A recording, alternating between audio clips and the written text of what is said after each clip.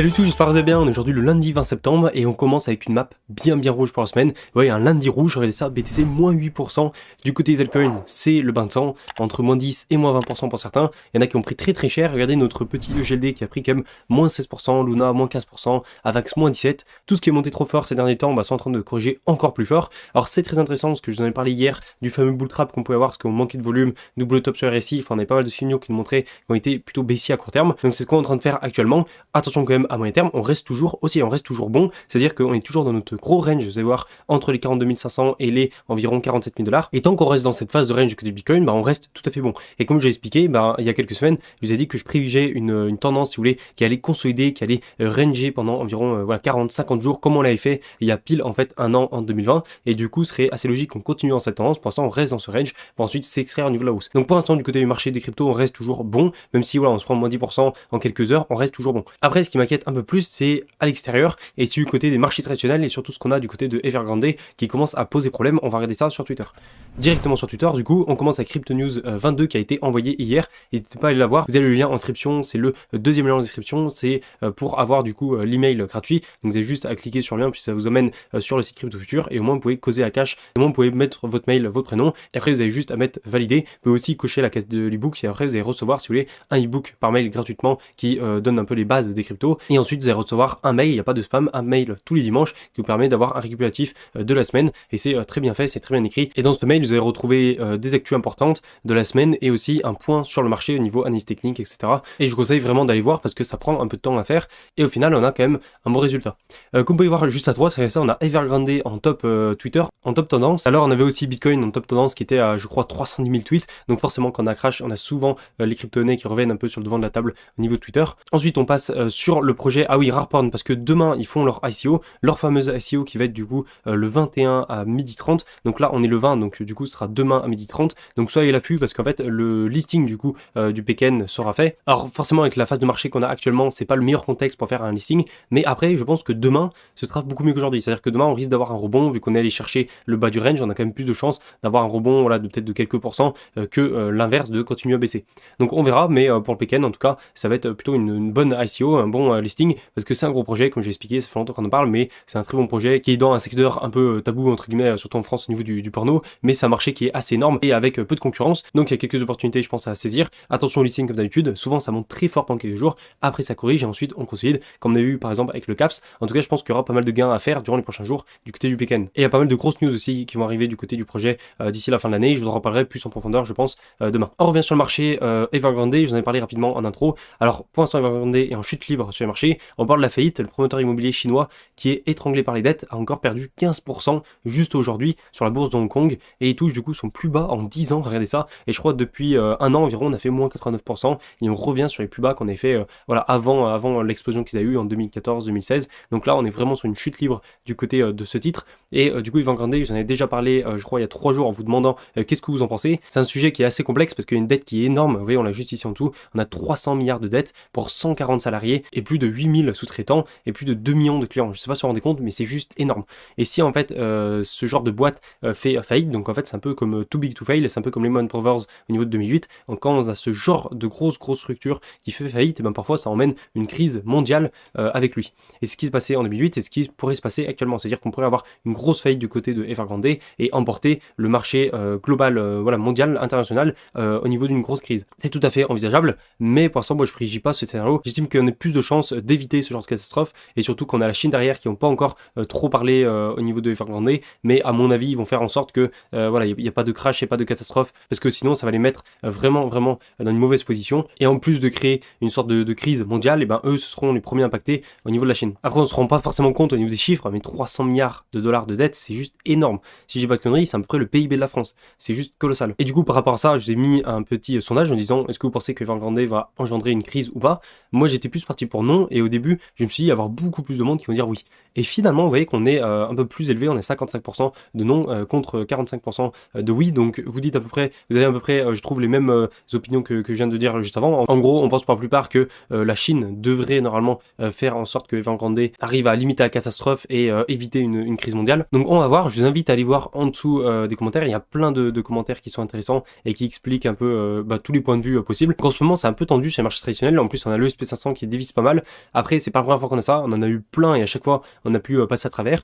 Parfois, ça passe pas, comme par exemple le Corona, on s'est pris très très cher pour le Corona. On pourrait réavoir le même genre de situation. Le problème, c'est que ce genre de situation, en fait, on l'a plusieurs fois dans l'année. Et pour plein de cas différents, ça peut être pour différents facteurs. Et parfois, on sait pas si vraiment ça va engendrer une grosse crise ou alors à l'inverse, on va pouvoir passer au-dessus et finalement, ça va juste faire une petite correction pour repartir. Donc, sujet très complexe. Et en plus de ça, avec Evergrande, on a un problème, c'est que l'USDT, alors j'ai pas tout creusé là-dessus, mais à ce que j'ai compris, on a un lien en fait entre l'USDT, donc le Tether, qui est le plus gros stablecoin du marché, qui est top 5 si je me trompe pas au niveau du classement total des cryptos, et qui a un lien direct avec Evergrande. Et si jamais on a un problème avec Evergrande, on pourra avoir un problème aussi sur l'USDT, et du coup ça pourrait impacter directement le marché des cryptos. Et de toute façon, comme vous le savez, dès qu'on a l'ESP500 qui corrige trop fort, on a aussi le Bitcoin qui est corrélé par rapport à ça. Donc en fait tout est lié, et faut pas penser que si on a un crash du côté, on a Evergrande qui fait faillite et qu'on a l'ESP500 qui crash, que le Bitcoin va réussir à s'en sortir. C'est pas du tout ce qu'on a eu pour le Corona, et il y a très peu de chances que les rôles s'inversent. On a beaucoup plus de chances de suivre la tendance baissière des marchés traditionnels. Par contre après, si jamais on part dans ce genre de scénario, après on va avoir des prises d'achat, enfin des bottoms, des buy the dip qui vont être juste incroyables. Parce que comme d'habitude, logiquement, on devrait rester en bull run, on a toujours les buy qui accumulent, etc. Donc on risque de rester en bull run, et ce qui risque de passer, c'est comme pour le Corona, faire un crash très fort, et puis d'un coup remonter. On risque aussi peut-être d'avoir pareil du côté des marchés traditionnels si on a toujours les États qui impriment de l'argent. Après là, c'est vraiment dans le cas si jamais on a un crash. Pour l'instant, moi j'estime qu'on va pas avoir de crash et qu'on est juste dans une phase de correction où on devrait repartir. Après voilà, c'est tellement complexe qu'on peut pas vraiment savoir l'avance. Si je reviens sur le marché des cryptos, on a eu quand même une liquidation de 1,6 milliard de dollars en 24 heures. C'est énorme, c'est moins gros que la dernière fois parce que je crois la dernière fois on était à plus de 3,5 milliards en même pas 12 heures, donc c'était colossal. Là ça reste quand même énorme, hein. 1 milliard c'est vraiment pas mal. Donc comme d'habitude, le levier, faites attention, toujours prendre du levier. Si vous prenez du levier, faites-le avec 10, 15, 20% grand maximum de votre capital. Au moins vous limitez les risques et prenez toujours du levier x2, x3, grand maximum. Moi c'est toujours du x2, au moins ça vous permet d'avoir moins 50% de liquidation, et même si là vous achetez en haut, et ben actuellement vous n'êtes toujours pas liquidé. Ça c'est important et faites très attention par rapport à ça. Ensuite du côté du Bitcoin, du coup on a fait un double bottom, regardez ça c'est magnifique, double mèche sur les 42 500 qui est le haut du range. Donc pour l'instant c'est pour ça que je vous ai dit en intro que à court terme, ok ça fait peur, mais à moyen terme on reste toujours très très bon.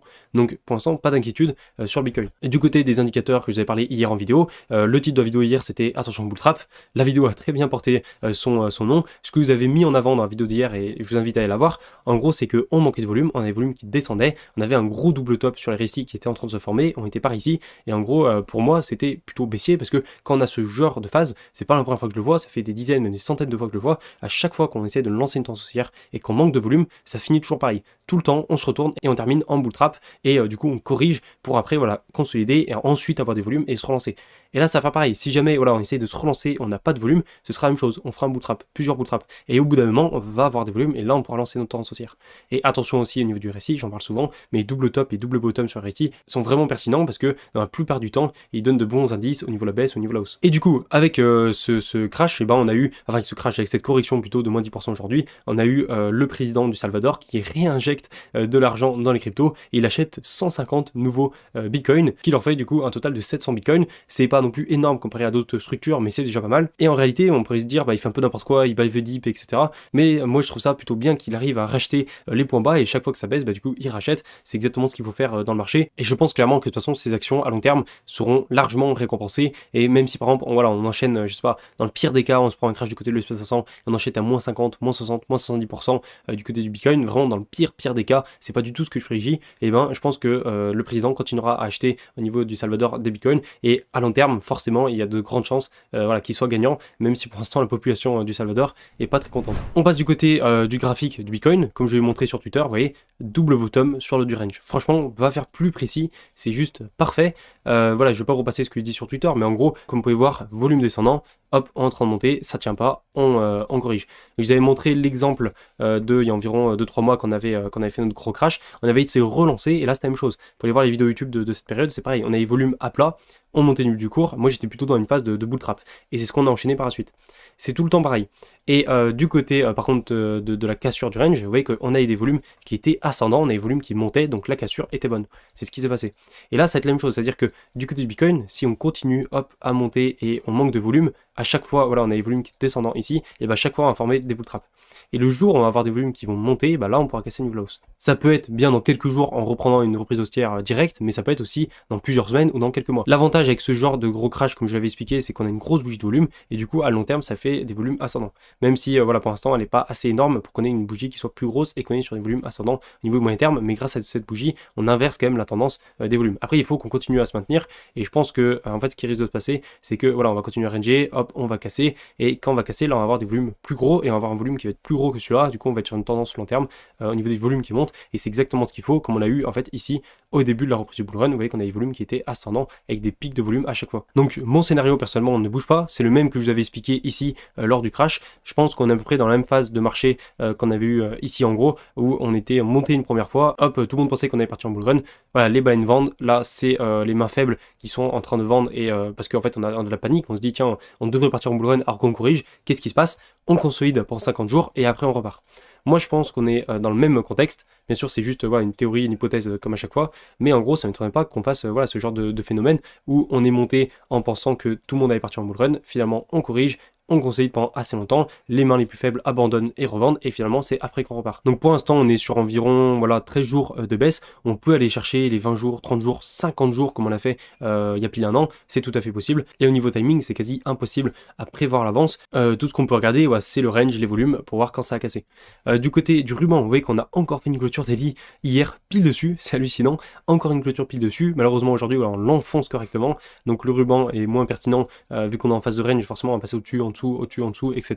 Après ces derniers temps, on était quand même très pertinent au niveau daily avec les clôtures qu'on faisait à chaque fois en dessous, au-dessus, et ça c'était assez précis. Donc on va regarder aussi la clôture daily de ce soir, et on a des chances de remonter si vous voulez, et de faire une clôture daily assez haute, comme on l'a fait ici si vous voulez pour le crash. Du côté des bandes de Bollinger aussi, attention à pas faire une clôture daily en dessous. Enfin c'est pas non plus quelque chose qui est essentiel, mais c'est toujours mieux qu'on arrive à clôturer dans les bandes de Bollinger. Alors pour l'instant on a la bande basse qui est vers les 43 000 $, donc ça laisse de la marge, et j'estime qu'on a quand même plus de chances de continuer à clôturer à l'intérieur de ces bandes de Bollinger. Et pour finir, le RSI, vous voyez qu'on a fait notre joli double top comme je vous montrais sur Twitter, donc on corrige. Pour l'instant on est vers les 40 de RSI, et plus on descend, plus on va être sur les zones intéressantes pour acheter, et dès qu'on passe en général sous les 32 RSI en daily, on est sur les zones très très intéressantes. Je pense que personnellement on a quand même peu de chances de retourner en dessous des 30, parce qu'il faudrait vraiment qu'on ait un crash plus conséquent et qu'on revienne vers les 30 000 $, ce que je privilégie pas du tout personnellement. Et vous voyez que pour la correction qu'on avait eu ici au niveau de septembre 2020, on était revenu quand même vers les 33 de RSI avant ensuite de directement repartir. Et du côté du MACD en daily, vous voyez que finalement on n'a pas fait notre cross bullish et on est directement reparti à une nouvelle baisse,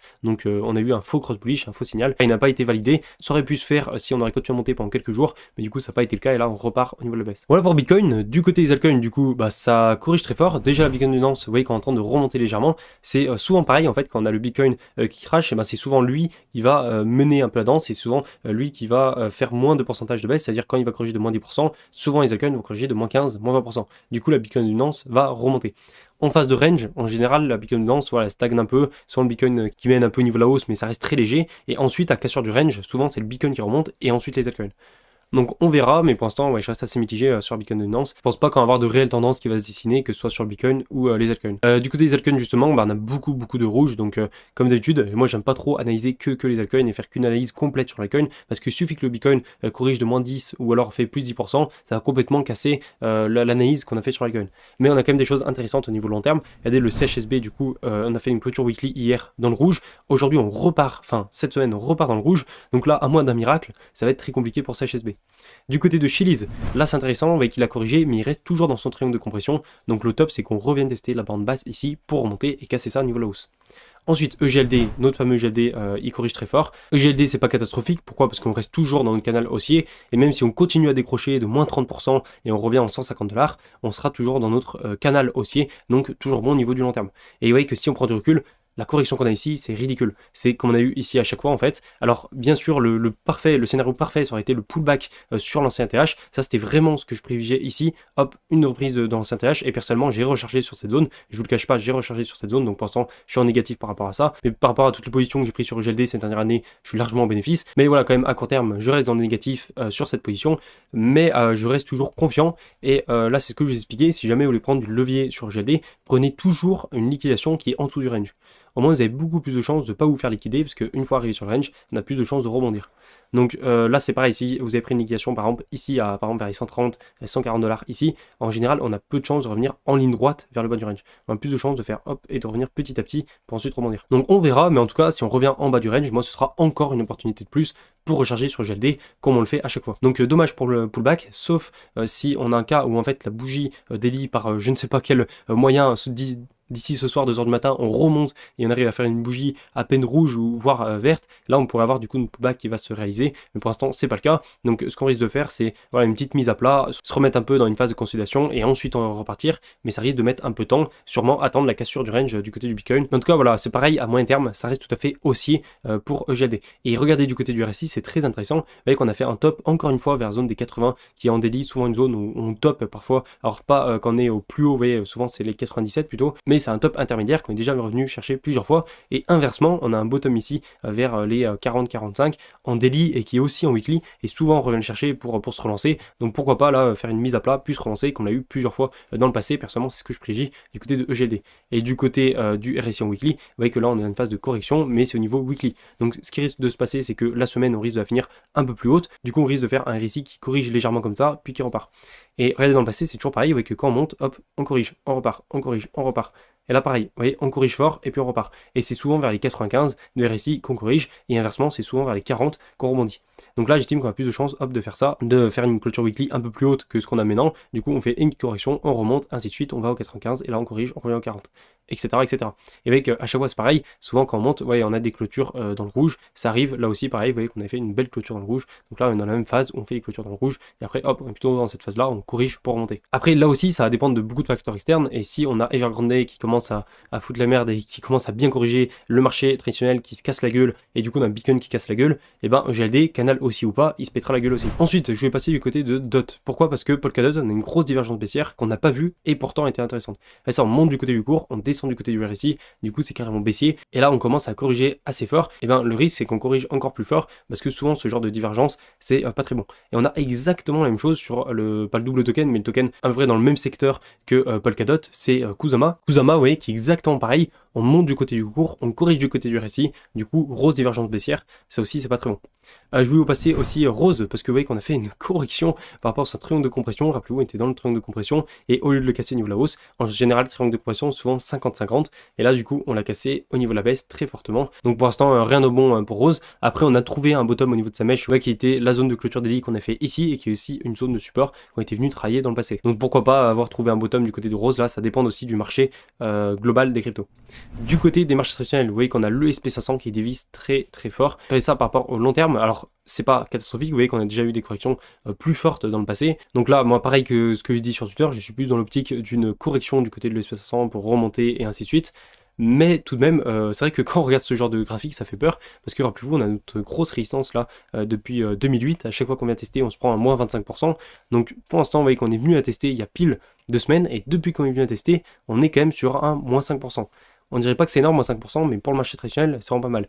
Et du coup, pourquoi pas avoir une correction du coup maintenant et taper un moins 15, moins 10%. Alors comme je l'ai dit, voilà, c'est pas ce que je privilégie pour l'instant, et je pense qu'on est plus sur une correction entre moins 5 et moins 10% pour remonter, et ainsi de suite, faire comme ça, et ensuite avoir une grosse correction. Donc voilà, on va voir, en plus on est en train de casser ce biseau ascendant qu'on avait formé, donc pour l'instant rien de bon du côté de ce marché. Et c'est pour ça aussi que là on a une baisse du côté de Bitcoin. Alors bien sûr il y a les volumes qui allaient pas, et je pense que même si on a eu un SP500 stable, on aurait quand même eu un Bitcoin qui corrige. Mais forcément l'SP500 amplifie la baisse de Bitcoin. Rapidement du côté du 104 challenge, je voyais qu'on est à 5000 $, forcément vu qu'on est sur les altcoins avec du levier, bah ça prend assez cher. Pour l'instant on a juste le Kusama qui est en positif et tout le reste est dans le rouge, donc pour l'instant on est à moins 5000 $ par rapport aux 10 000 de base. Du côté des actus, on commence avec Binance qui pourrait être accusé de délit d'initié. Je rappelle que le délit d'initié, c'est quand vous savez quelque chose à l'avance et que vous allez le jouer sur le marché. Par exemple, vous savez que Binance va ajouter une crypto et du coup vous achetez à fond la crypto avant qu'elle soit listée, et quand elle va lister, bah ça va exploser. Alors sur les cryptos, il n'y a pas trop de délit d'initié parce que le marché n'est pas régulé, donc c'est assez complexe à voir, mais parfois ça peut arriver, et on l'a aussi beaucoup sur les marchés traditionnels. Quand par exemple vous savez qu'une entreprise va faire ça à l'avance, bah vous achetez ou vendez les positions, et du coup ça vous permet d'anticiper le marché avant les autres personnes, et donc c'est quelque chose qui est puni par la loi. Et donc on a eu ça du côté de Binance. Alors c'est un peu plus complexe parce que c'est par rapport aux clients américains, à ce que j'ai compris. Alors j'ai pas tout lu, mais en gros on aurait pu avoir les employés de Binance qui auraient pu profiter de la plateforme pour faire des bénéfices. Donc c'est quand même assez grave et ça continue d'emmener Binance un peu au fond. Alors je pense que voilà, comme d'habitude ils sont pas foutus, mais c'est vrai qu'en ce moment ils prennent assez cher. Du côté de Coinbase, on a un partenariat assez étrange avec l'agence de contrôle de l'immigration des États-Unis. Alors c'est complètement décorrélé, c'est assez étonnant et c'est vrai que ça donne pas une très bonne image pour l'instant de Coinbase, ce genre de partenariat. Alors peut-être ils font ça pour se rapprocher du gouvernement des États-Unis et pour avoir une meilleure relation avec eux. Mais c'est vrai que ça a été pas mal critiqué, le fait qu'ils fassent un partenariat dans ce style. Donc on verra, mais après pour l'instant, voilà, ça reste de petits partenariats, ouais, ce qui reste assez faible comparé à ce qu'ils représentent.